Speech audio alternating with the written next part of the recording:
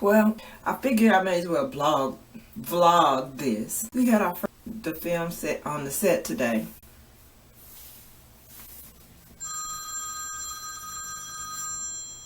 It's probably them updating my call time and location now.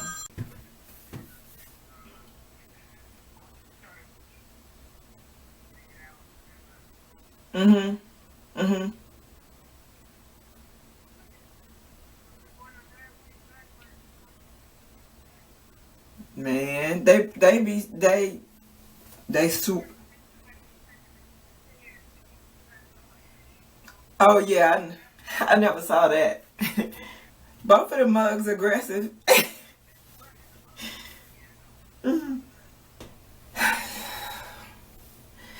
So needless to say, it got a little chilly. I need to get my nails did, really. I wish I hadn't taken this off. I actually took it off at the bottom. But you see this blue liner that just got literally slapped on my lid, and just it was just as thick a layer of stuff. It's almost like,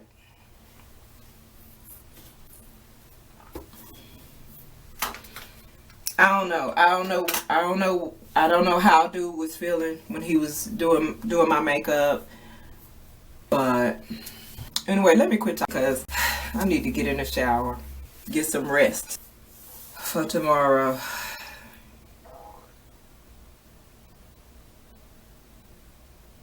I'm excited though. And the cast is great. Most of the crew is great too. The only thing is the privileged people who see the sisters. Well, I don't have to spell it for you. Privileged people who see the sisters, they get real curious about what we're doing because it's an acceptance of the appropriation of culture in a lot of ways, just even visually. Like, we all have natural hair and dashikis. So, you know, groups of white people are going to be curious. Groups of black people will be curious. And you don't just see that running around. But we were in an upscale area, so of course they were like, "Oh, are you guys a group?" or blah blah blah blah and blah blah blah blah.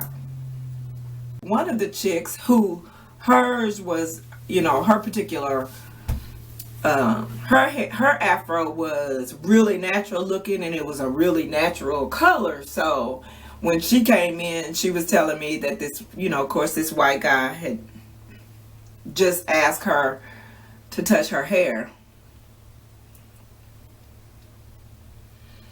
And because none of these bitches are me, the man got to touch her hair. And he knew it, she told him it was a wig, but you let him touch it, girl. You let him touch it. I wasn't, you look. And if we're talking about a privileged person who's not racist, and you can tell the difference, I don't really mind so much. It's not even a big deal. It's just like, if it was a black person, it doesn't make a difference. But how many people are those? Because I'm that person, like, your silence that enables racism is on the same level as a straight up bigot. So I'm not here for you appropriating my culture to the tune of being silent when we're being murdered.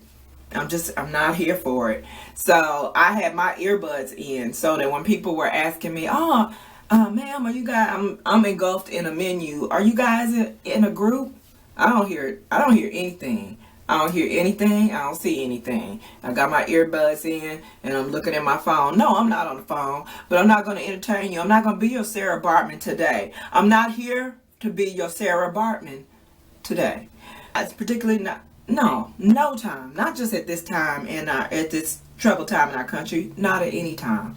We were on the Gold Coast.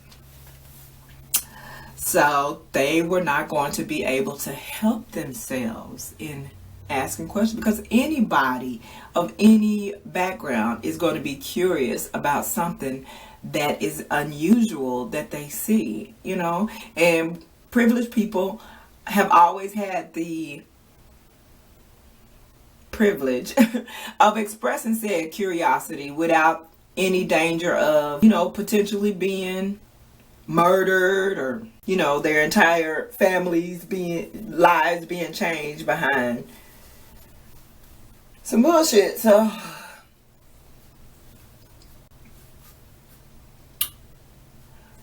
I'm not shading your curiosity, but I'm also not going to be your Sarah Bartman. Not yesterday and not today and not tomorrow. Boo boo. One chick, you could tell her husband actually sent her over, but when she came over, she went through like she was just passing through, and her husband kept walking like he didn't want anything to do with it. But turns out, after she said something to one of the ladies, and the lady was and the sister was receptive, so then she continued on with her, because the next step for privilege is to, you know, talk. Yeah, my husband told me I should go over there and sit with you guys and blah blah blah blah blah. And I think at that point, the person she was talking to realized that I just wasn't being an anti-human bitch at the moment. I smelled that privileged energy. So your husband that kept walking like, you know, he had nothing to do with it. He's actually the one that sent you over here. That's how that worked? Okay. All right. Ashley and Brian. Yeah, not here for the procreation, but I understand it's going to happen, particularly in the areas that we're in, and when we're all seen together in the extremeness that we all are. You know, so it's cool, and it kind of works. It works for how it works for the extreme elements of all of our characters. It works. Yeah, there was that. But I got to see my dailies, and it's been a while since I was able to be on a project where I could see my dailies like that. And there are always indie projects where I can see them. When I'm dealing with a professional, inexperienced or not, when I'm dealing with a professional, they always, you know, give the opportunity to see it. It's not your job to do any editing or suggest how they should or shouldn't cut everything. But